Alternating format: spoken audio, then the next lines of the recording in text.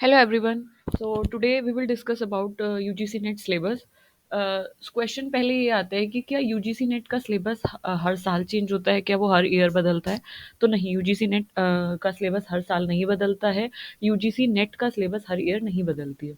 अच्छा, तो कब बदलती है? क्या कोई पीरियड है, एक पर्टिकुलर पीरियड के बाद पीरियोडिकली वो चेंज होता है?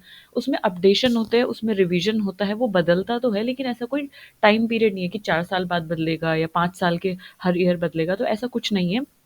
अभी यूजीसी ने सिलेबस जो है चेंज किया था अराउंड अराउंड, ये अपडेशन जो आया था यूजीसी नेट सिलेबस में जून 2019 की जो एग्जाम साइकिल थी, तो उसमें अपडेटेड जो सिलेबस था वो इम्प्लीमेंट हुआ था जून 2019 की जो एग्जाम साइकिल थी उसमें। तो अब ये इसमें चेंजेस क्या-क्या आते हैं और किस तरीके से क्यों ये चेंज किया जाता है and what what why this changes occur. So होता क्या है ना कि जो सिलेबस अपडेट होता है ना, सो उसमें ऐसा कुछ ऐसा नहीं है कि कुछ अदर चीज़ें ऐड कर दी जाएँगी या पिछली चीज़ें हटा दी जाएँगी, सब्जेक्ट ही अलग कर दिया जाएगा, तो इतना मेजर चेंजेस नहीं आते हैं। When we talk about changes, तो होता क्या है ना कि कुछ अपडेशन होते हैं सिलेबस में। जो आपका एक्जिस्टिंग सिलेबस है ना, आगे अगर आप उसको मैच करोगे, तो आपका जो एक्जिस्टिंग सिलेबस है, उसमें कुछ रिविजन्स होते हैं, कुछ उसमें क्या होता है कि उसमें कुछ अपडेशन होते हैं, उसमें कुछ एक तरीके से इट गेट रिवाइज़्ड। और क्योंकि ट्रेंड चेंज होते रहते हैं ना, नई चीज़ें आती रहती हैं, तो जो करंट ट्रेंड चल रहे हैं, करंट रिसर्चेज़ जो चल रही हैं, जो एडवांसमेंट चल रहे हैं, अगर हम हायर एजुकेशन की बात करें, तो नए-नए इंस्टीट्यूट सेटअप हो रहे हैं, नए इंस्टीट्यूट्स आएँगे, निर्फ रैंकिंग चेंज होगी, है ना? तो जो भी अपडेशन हो रहे हैं, जो भी रिसर्च फील्ड में अपडेशन हो रहे हैं, जो भी एडवांसमेंट हो रहे हैं in terms of ICT, in terms of like कुछ चीज़ें ऐसी हैं जिसमें एडवांसमेंट होता है। जैसे अगर सिलेबस का आप कुछ हिस्सा देखोगे ना, जिसमें अपडेशन होते हैं, लेकिन कुछ हिस्सा है जो कि स्टैग्नेंट है। वो अभी हम जब सिलेबस चेक करेंगे तो हम देखेंगे। तो जिन्हें एडवांसमेंट आ रहे हैं, जो करंट ट्रेंड चल रहे हैं, जो रिसर्च में एडवांसमेंट है, तो उन सबको ध्यान में रखते हुए सिलेबस में कुछ चेंजेस किए जाते हैं। बस इतनी सी बात है। ऐसा कुछ मेजर चेंजेस नहीं आते, तो घबराने वाली कोई बात नहीं है और ना ही ये हर साल चेंज होता है, ठीक है? तो न्यू नॉलेज का इंक्लूजन और जो भी एकेडमिक फील्ड में चल रहा है, नई थ्योरीज़, नई प्रैक्टिसेज़, नई रिसर्च, उनको अपडेटेड सिलेबस में लेके आना, ताकि जो कैंडिडेट है वो अप टू डेट रहे। एक उसका मतलब मेन पर्पज़ ये होता है। और अभी 2020 में क्या हुआ है कि नई एजुकेशन पॉलिसी आई, न्यू एजुकेशन पॉलिसी एक तरीके से सेटअप हुई है ना, नेशनल एजुकेशन पॉलिसी एनईपी 2020 में। तो उसके साथ सिलेबस को अलाइन करने के लिए, उसको इंटरडिसिप्लिनरी बनाने के लिए, स्किल डेवलपमेंट करने के लिए सिलेबस को क्या कर दिया गया, अपडेट कर दिया गया है। दैट इज़ सो इसमें क्या होता है कि जो रिसर्चर्स हैं, एजुकेटर्स हैं, एकेडमिशियन हैं, सो वो यूजीसी नेट सिलेबस में कुछ अपडेशन करते हैं, ताकि जो भी गैप्स पिछले सिलेबस में रहे हैं, उनको फिल किया जाए। और क्या किया जाए कि आउटडेटेड जो टॉपिक्स हैं, जो आउटडेटेड हो चुके हैं, जो पुराने हो चुके हैं, जिनका आगे आने वाले टाइम में कोई सिग्निफिकेंस नहीं है, उनको एक तरीके से रिप्लेस कर दिया जाए और नए जो टॉपिक्स हैं, जो काम आने वाले हैं और जो अपडेटेड हैं, उनको एक तरीके से प्लेस किया जाए। That is the main thing. Okay. So अगर आप देखेंगे तो इसमें बात करें हम पेपर वन की, हम बात करें बिकॉज दिस इज़ जनरल। सो इसमें ना 10 यूनिट आती है, वो तो पता ही है सबको। पहले भी 10 यूनिट्स थी, अब भी 10 यूनिट्स हैं। तो क्या 10 यूनिट्स चेंज हुए? नहीं, कुछ भी चेंज नहीं हुआ। यूनिट जो पहले थी वही यूनिट्स हैं। तो एक बार हम देख लेते हैं सिलेबस को। तो अगर यूनिट वन की बात करें तो टीचिंग एप्टीट्यूड है। क्यों होता है टीचिंग एप्टीट्यूड? क्योंकि जब अगर आप पीएचडी में भी एडमिशन लो, आप प्रोफेसर बाद में बनोगे, या अगर आप असिस्टेंट प्रोफेसर बन जाते हो, देन आप प्रिपरेशन करते हो और फिर आप गवर्नमेंट कॉलेज में लाइक प्लेस होते हो, तो भी आपके काम ही आने वाला है टीचिंग में। तो बेसिकली टीचिंग एप्टीट्यूड जो है, पढ़ाना किस तरीके से, क्या हमारे पास टीचिंग की स्किल्स होनी चाहिए, ये उससे डील करता है। और इसमें टीचिंग, उसका कॉन्सेप्ट, उसके ऑब्जेक्टिव, लेवल्स ऑफ टीचिंग कितनी होती है, memory level, understanding level, reflective level, characteristic क्या होती है टीचिंग की, और बेसिक रिक्वायरमेंट क्या है जब टीच कर रहे होते हैं, दैट इज। फिर लर्नर्स की क्या कैरेक्टरिस्टिक होनी चाहिए कि जो लोग सीख रहे हैं, पेडागोजी हो सकती है, एंड्रोगोजी हो सकती है, क्योंकि अडल्ट लोग भी सीखते हैं, बच्चे भी सीखते हैं, तो सबके लिए अप्रोच अलग होती है। तो लर्नर्स की क्या कैरेक्टरिस्टिक होती है, एडोलसेंट की क्या कैरेक्टरिस्टिक होती है, अडल्ट लर्नर की क्या कैरेक्टरिस्टिक होती है, एकेडमिक लेवल पे, सोशल लेवल पे, इमोशनल लेवल पे, कॉग्निटिव लेवल पे क्या क्या उनकी कैरेक्टरिस्टिक होती है, किस तरीके से उनको केटर करना है। और क्योंकि अगर हम लर्नर्स की बात करें, तो हर इंडिविजुअल अलग है। क्लास में अगर 50 स्टूडेंट्स हो तो 50 के 50 स्टूडेंट्स सेम नहीं दिखते हैं, तो ऑब्वियसली उनका कॉग्निटिव लेवल सेम नहीं होगा, उनका इमोशनल लेवल सेम नहीं होगा, वो सोशल सेम सोशल बैकग्राउंड से नहीं आएंगे। तो वही सब चीज़ें इसमें डिस्कस की जाती हैं। और जो फैक्टर्स हैं जो कि टीचिंग को अफेक्ट करते हैं, teacher, learner, support material, instruction facility, learning का एनवायरनमेंट कैसा होना चाहिए, इंस्टीट्यूशन कैसा होना चाहिए, तो ये सारे वो फैक्टर हैं जो टीचिंग को क्या करते हैं, प्रभावित करते हैं, मोर और लेस और डायरेक्टली या इनडायरेक्टली। मेथड ऑफ टीचिंग कैसे हो सकते हैं हायर लर्निंग में? Teacher centred method, learner centred method कैसा होता है? ऑफलाइन मोड हो सकता है, ऑनलाइन मोड हो सकता है, हाइब्रिड मोड हो सकता है, स्वयं के थ्रू सीख सकते हैं, स्वयं प्रभा के थ्रू, मूक कोर्सेज क्या होते हैं? तो ये सब किस में आता है? आपके टीचिंग एप्टीट्यूड में आ जाता है। तो ये सिलेबस है टीचिंग एप्टीट्यूड का, this is it. And okay, note, this is not it.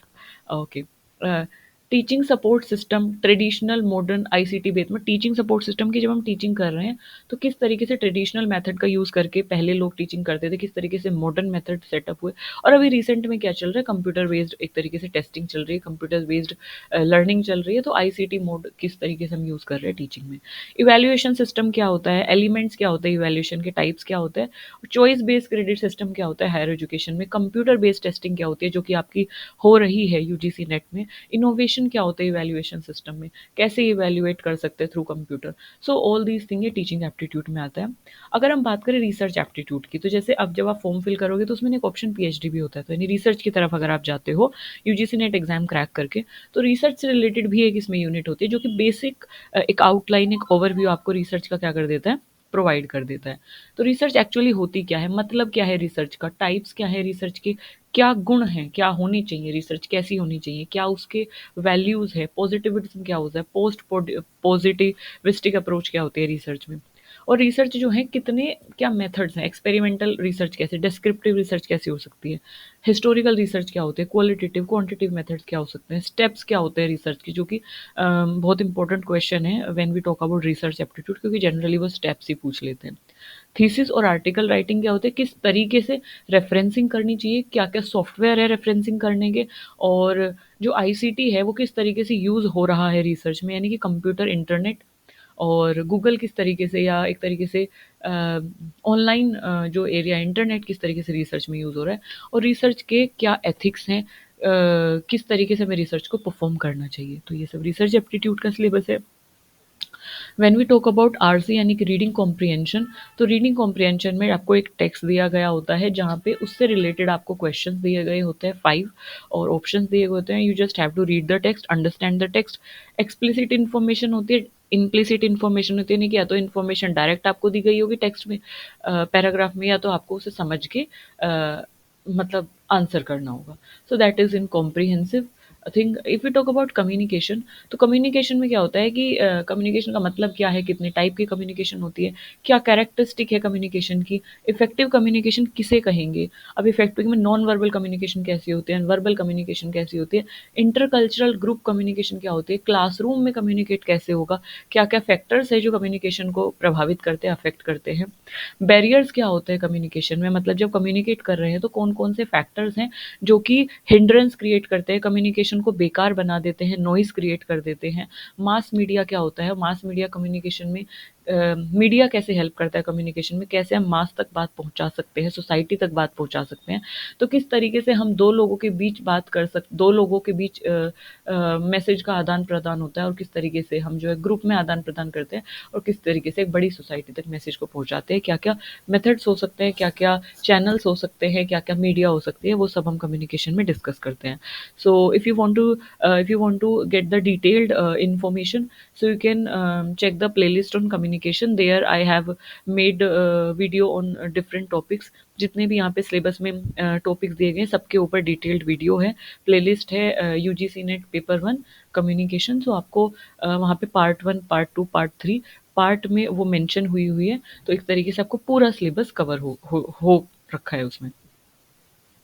Then if you talk about mathematical reasoning और एप्टीट्यूड के बारे में अगर हम बात करें, तो मैथमेटिकल रीजनिंग और एप्टीट्यूड क्योंकि ये जनरल सी चीज़ है, हम घर पे भी जब हम कैलकुलेशन करते हैं, रोज़मर्रा की ज़िंदगी में भी हम कैलकुलेशंस करते हैं, तो मैथमेटिकल रिसर्च और ये सॉरी रीजनिंग और ये एप्टीट्यूड इम्पोर्टेंट हो जाता है। तो इसमें ये जो पोर्शन है इसमें types of reasoning, number series आपको कोई नंबर मिसिंग दे दिया जाएगा, नंबर को मिक्स एंड मैच करके दिया जाएगा, फिर आपको लेटर्स दिए जाएंगे, तो that number series, letter series, codes, relationships, mathematical aptitude fraction है, जैसे टाइम है, डिस्टेंस, रेशियो से क्वेश्चन, प्रोपोर्शन से क्वेश्चन, प्रॉफिट लॉस से क्वेश्चन, वही जो सब हमने 10th में बेसिक बेसिक पढ़ा है वही सब चीज़ें। Simple interest, compound interest, discounting पे क्वेश्चन, एवरेज पे क्वेश्चन। सो ये सब मैथमेटिकल रीजनिंग और एप्टीट्यूड में आ जाता है। क्लोक से भी क्वेश्चन पूछे गए हैं और डायरेक्शन से भी क्वेश्चन पूछे गए हैं। अगर हम लॉजिकल रीजनिंग की बात करें, थोड़ा सा लेंथी यूनिट ये है। सो लॉजिकल रीजनिंग में जैसे कि आर्ग्यूमेंट क्या होता है, आर्ग्यूमेंट की कितनी फॉर्म है, कैटेगरी क्या है, प्रीपोजिशन की मूड्स क्या होता है, फिगर्स क्या होते हैं, फॉर्मल और इनफॉर्मल फैल्सीज क्या होते हैं, क्योंकि फैल्सीज जनरली हर पेपर में लॉजिकल रीजनिंग से पूछा ही जाता है। कैनोटेशन क्या होते हैं, डिनोटेशन क्या होते हैं, क्लासिकल स्क्वायर ऑफ ओपोजिशन बहुत इंपॉर्टेंट है। इवेल्युएशन और डिस्टिंग्विश डिडक्टिव और इंडक्टिव रीजनिंग भी बहुत इंपॉर्टेंट है। एनोलॉजीज से क्वेश्चन आ जाता है, एनालॉजीज एग्जाम्पल से क्वेश्चन आता है। वेन डायग्राम पूछ लिया जाता है, सिंपल और multiple uses of for stability. और इंडियन लॉजिक फिर आता है। इंडियन लॉजिक में प्रमाण, प्रत्यक्ष, अनुमान, उपमान, शब्द, अर्थपटी, अनुपलब्धि, तो इन सबको मैच द फॉलोइंग में पूछ लिया जाता है। और अनुमान कितने तरीके के होते हैं, काइंड्स ऑफ स्ट्रक्चर कैसे होते हैं, व्याप्ति क्या होता है, हेतुभास क्या होता है। तो ये सब ना इनमें एक साइड हेतुभास, एक साइड अनुमान दिया होगा और साइड में डिस्क्रिप्शन दिया होगा, तो उस तरीके से पूछ लिया जाता है। या आर्ग्यूमेंट से पूछ लिया जाता है, फैल्सीज से क्वेश्चन पूछ लिया जाता है। फिर अगर हम बात करें डेटा इंटरप्रिटेशन की, तो डेटा इंटरप्रिटेशन में डीआई से 5 क्वेश्चन, मतलब सबसे 5 ही क्वेश्चन आता है 2 मार्क्स के, यानी 10 मार्क्स का पोर्शन आता है from each unit. So sources, acquisition, classification of data, quantitative और क्वालिटेटिव डेटा, ये तो आपको प्रैक्टिस करके ही आएगा। बार चार्ट्स की फॉर्म में, हिस्टोग्राफ की फॉर्म में, pie chart, table chart, line chart, तो ये कुछ पॉसिबल तरीके हैं जिनसे क्वेश्चन पूछा जाता है डेटा इंटरप्रिटेशन में। पर अगर हम मेजरली बात करें तो वो टेबल चार्ट से क्वेश्चन पूछते हैं, लाइन चार्ट, टेबल चार्ट से क्वेश्चन पूछते हैं। Data interpretation mainly simple data interpretation आता है। If we talk about information and communication technology, यानी कि आईसीटी, जैसे समथिंग रिलेटेड टू कंप्यूटर, तो इसमें जनरल एब्रीविएशंस बहुत इंपॉर्टेंट है कि उसमें आपको फुल फॉर्म्स पूछ ली जाती हैं, यानी कि एब्रीविएशंस दी होंगी, you have to find out, you have to tick the right one full form. Terminology पूछ ली जाती है, इंटरनेट क्या होता है, इंटरनेट क्या होता है, जनरेशन ऑफ कंप्यूटर क्या होती है, video conferencing, digital initiative that is in higher education, governance में आईसीटी किस तरीके से हेल्प करता है, तो सब चीज़ें पूछ ली जाती हैं। अगर मैं बात करूँ सबसे लेंदी यूनिट, लॉजिकल रीजनिंग से भी आई थिंक, ये पीपल डेवलपमेंट इन एनवायरनमेंट है। और इससे रिलेटेड भी कंटेंट हमने डिस्कस किया है। So you can go and check the playlist that is people development in environment.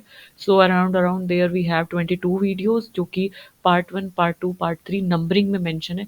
So you can go and check the syllabus जो हमने कवर किया है वहाँ पे। ऑलमोस्ट ऑल सिलेबस कवर हो चुका है। तो इसमें डेवलपमेंट किस तरीके से रोल प्ले कर रहा है एनवायरनमेंट को डेट्रॉइट करने में, और किस तरीके से सस्टेनेबल डेवलपमेंट की तरफ हम जा रहे हैं। सो स्टार्टिंग करते हैं मिलेनियम डेवलपमेंट गोल से, फिर सस्टेनेबल डेवलपमेंट गोल क्या होते हैं, ह्यूमन और इन्वायरमेंट का इंटरेक्शन किस तरीके से हो रहा है, क्या एंथ्रोपोजेनिक एक्टिविटी होती हैं और किस तरीके से वो इन्वायरमेंट पे कैसा इम्पैक्ट डालती है, कितनी देर तक डालती है, कितने दिनों तक डालती हैं, किस तरीके का इम्पैक्ट डालती हैं, इन्वायरमेंट के इशू कौन से हैं on local level, regional level, global level. Air pollution के बारे में फिर हम डिस्कस करते हैं, वाटर, सॉइल, नॉइज, वेस्ट के बारे में हम बात करते हैं, बायोमेडिकल वेस्ट के, हजार्डियस इलेक्ट्रॉनिक वेस्ट के। फिर उससे रिलेटेड जो क्लाइमेट चेंज देखने को मिल रहा है, सोशो इकोनॉमिक पर्सपेक्टिव से हम बात करते हैं, पॉलिटिकल डायमेंशन से हम बात करते हैं, और जो इम्पैक्ट पॉल्यूटेंट ह्यूमन हेल्थ पे या लिविंग बींग्स पे डाल रहे हैं, फिर उसके बारे में डिस्कस किया जाता है। Then we come to energy sources, जिसमें हम बात करते हैं रीन्यूएबल एनर्जी सोर्सेज की, जैसे कि सोलर, विंड, हाइड्रो, जियोथर्मल। फिर हम बात करते हैं नॉन रीन्यूएबल एनर्जी सोर्सेज की, जैसे कि फॉसिल फ्यूल की, जैसे कोयला, नेचुरल गैस और पेट्रोलियम की। फिर हम बात करते हैं नेचुरल हैजार्ड्स की, तो किस तरीके से जो अर्थक्वेक है, वोल्केनो है, एवलांचीज है, अकर होते हैं, क्या क्या उनके इम्पैक्ट होते हैं अर्थ पे, इन्वायरमेंट पे, और किस तरीके से उनको मिटिगेट किया जा सकता है मैनकाइंड को बचाने के लिए, ह्यूमंस को बचाने के लिए या लिविंग बींग्स को बचाने के लिए।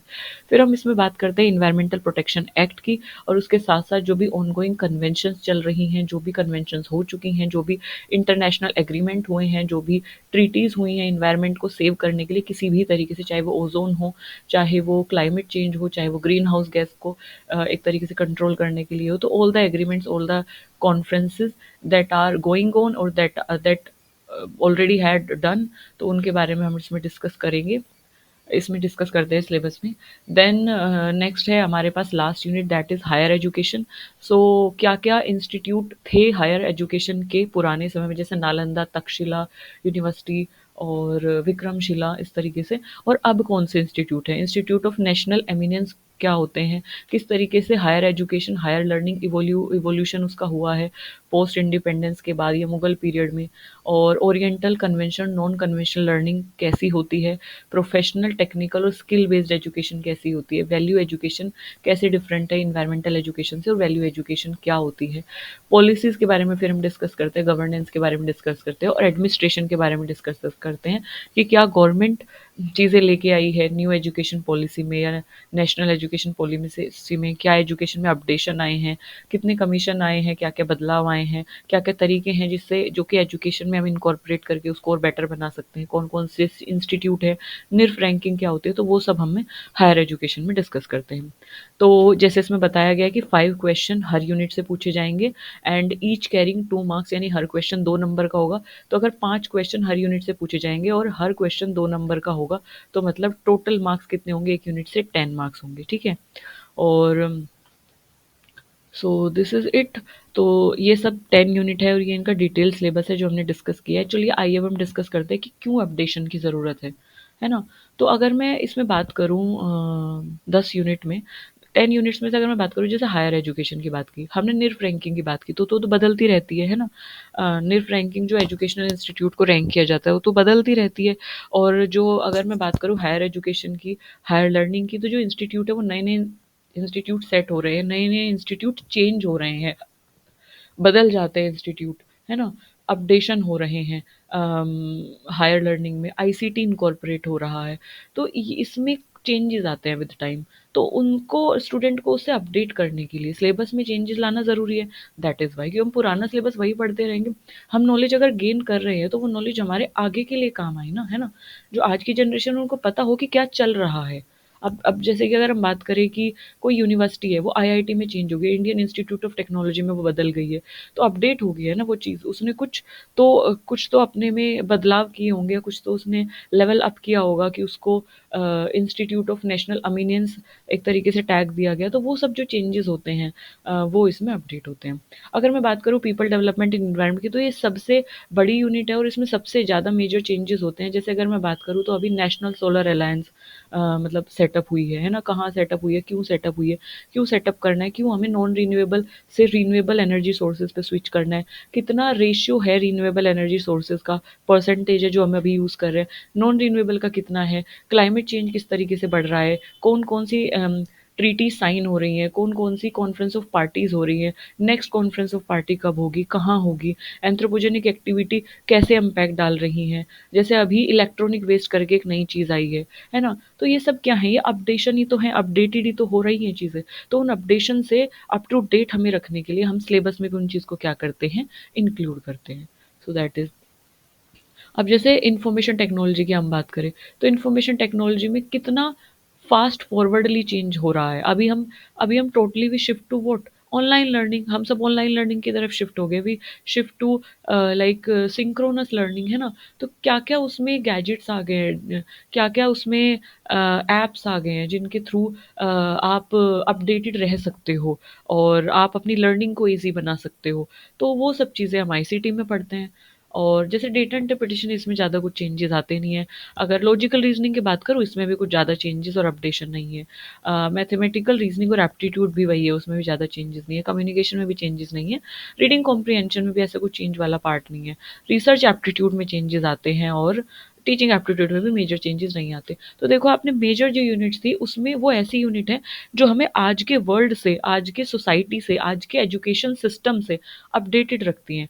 तो अब आज का एजुकेशन सिस्टम से हमें अपडेटेड रखने के लिए सिलेबस में भी तो वो चीज़ें इंक्लूड करनी होंगी ना, जब चीज़ें रियल वर्ल्ड में बदल रही है तो इस वजह से सिलेबस को अपडेट करना इंपॉर्टेंट हो जाता है। कुछ यूनिट्स ऐसी हैं जिसमें अपडेशन की ज़रूरत नहीं होती, क्योंकि वो पुरानी जो चीज़ें हैं वही, कि अब डेटा इंटरप्रिटेशन है तो क्लोक हम उसमें पढ़ेंगे, अब उसमें बार वेन पाई चार्ट्स पढ़ेंगे या लाइन ग्राफ्स पढ़ेंगे। सो दैट मतलब लाइक वो जो हमने पढ़ा है मैथ्स में, वो ही हम सब चीज़ें पढ़ने वाले हैं।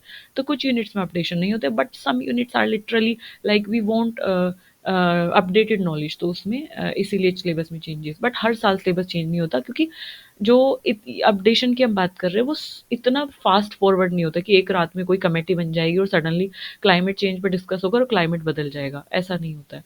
तो इसलिए एक लंबे अंतराल के बाद सिलेबस को अपडेट करना ज़रूरी हो जाता है, उसको रिवाइज करना ज़रूरी हो जाता है with the pace of time, है ना? Okay, so this is the updated syllabus. So yes, this is it.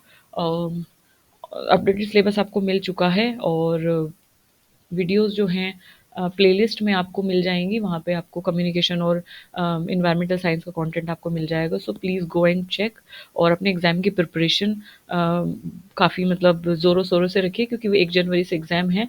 So thank you for listening me so patiently, and again I wish you good luck for your exam. आपकी preparation के लिए भी good luck. And yes, पढ़ना बहुत ज़रूरी है, it's important to learn, write, and read to grasp the knowledge. Again, thank you.